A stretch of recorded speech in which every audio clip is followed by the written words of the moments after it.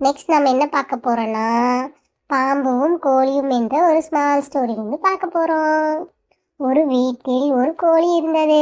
அது காலை வேளைகளில் நன்றாக கூவி அனைவரையும் நேரத்திற்கு எழுப்பிவிடும்.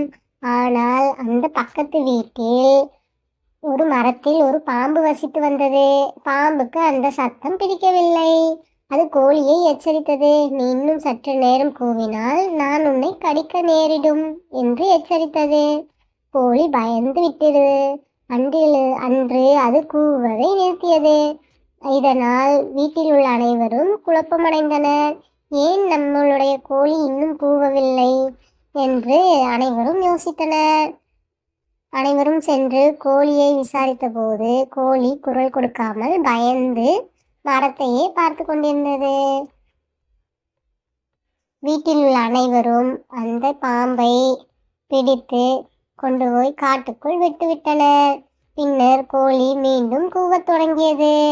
எல்லாம் இயல்பு நிலைக்கு திரும்பியது. இந்த கதையிலிருந்து நம்ம என்ன தெரிஞ்சுக்கிறோம்? நாம் யாருடைய அழுத்தத்தாலும் நம் இயல்பை இழக்கக்கூடாது. உண்மை பேசுவதை பயப்படாமல் நம் வேலையை செய்ய வேண்டும்.